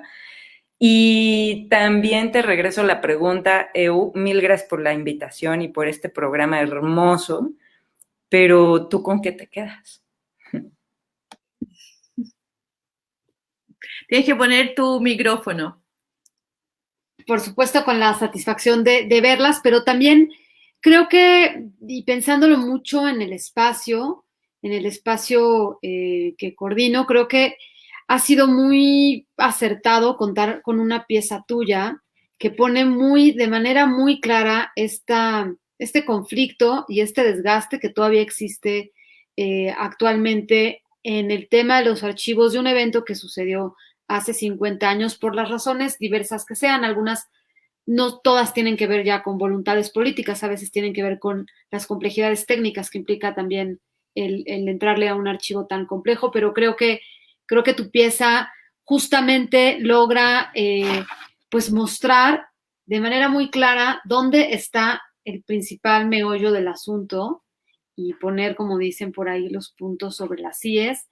Me quedo también, por supuesto, con estos, con todo esto que siempre está en los márgenes, ya sea lo borrado, no solamente en términos ya hablando históricos, sino hablando en términos generales, incluso en términos personales, digamos, de cómo todos vamos construyendo nuestras subjetividades, cómo podemos ir construyendo cosas también desde aquello que por supuesto está dicho, pero también lo no dicho. En ese sentido, pues la invitación de Sofía me parece linda, de un poco abrirse estas posibilidades de las grietas.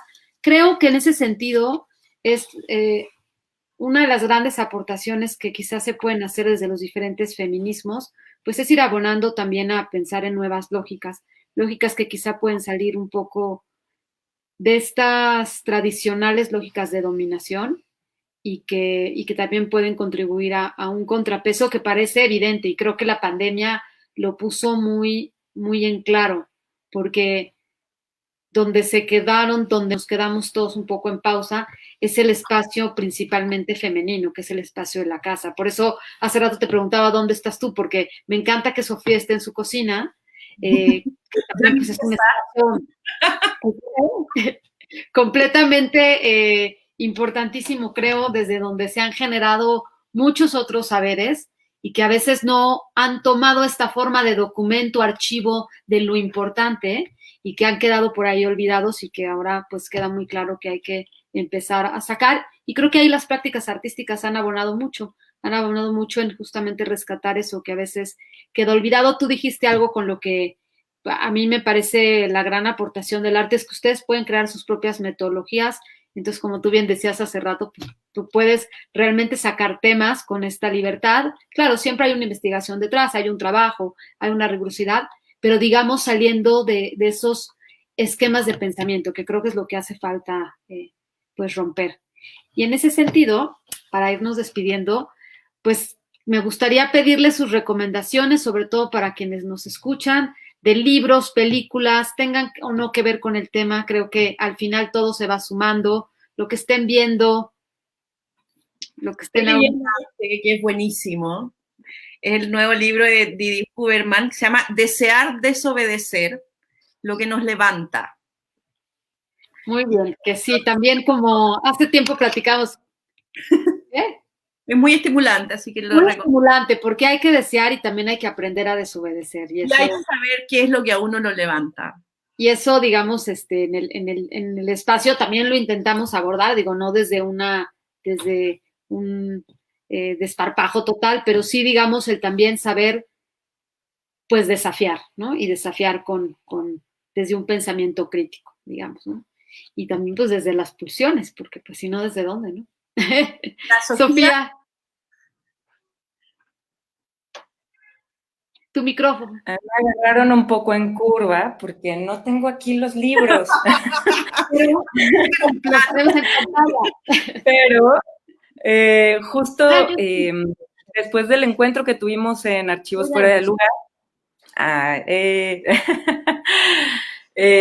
hay 2 publicaciones de Archivos Fuera de Lugar. En el segundo número participa Voluspa Jarpa. Está súper bueno su ensayo, entonces también por ahí les podemos compartir el link de descarga gratuita. Gracias, Omar. Y también hay un libro súper interesante de Antonio Nava Aguilera que justo trata la idea de archivo desde la psicología. También participó de esa segunda emisión, Archivos Fuera de Lugar, post-terremoto 2017. Sí. Fue una experiencia inolvidable. Llena de afectos. Llena de afectos, sí, es verdad. Me Muy imagino, bien. pues yo me viene siempre a la mente, no hay manera que no piense en chilenos y no que no piense en algo que a mí me formó mucho, que fue el Altazor, Vicente Huidobro. Siempre estaré encantada de ese libro. Y por supuesto, pues también Los Detectives Salvajes, que bueno, solo de pensarlo me siento alegría en el corazón. Y por supuesto, Voluspa, tú eres la tercera gran alegría chilena que ha llegado a mi vida, así que también pues les recomiendo a todos los que nos están viendo que conozcan un poco más de su pieza, ya vieron de su obra, ya vieron que pues ahora sí que trabaja diferentes temas desde diferentes ópticas y sin duda es la mejor clase de historia que yo creo que podemos tener también quienes gustan de esos temas. Pues nos vamos ahora sí despidiendo. Saludarlas y decirle que ha sido increíble conversar con ustedes, siempre es edificante, las preguntas, el afecto también y la inteligencia de poder compartirla con ustedes, de poder, toda mi experiencia en México siempre son muy emocionantes, ¿no? Y eso me parece súper bonito. Me ha encantado verlas y estar con ustedes este ratito. Te queremos, Voluspa. Te vemos pronto por aquí y si no te vemos de manera digital, a los que nos están viendo, pues los invitamos el próximo viernes, también a las 6, para platicar ahora con Plinio Ávila, otro de los artistas del Museo Memorial 68 Movimientos Sociales. Y gracias a Ande por su participación en los comentarios. Muchas gracias. Besos. Besos.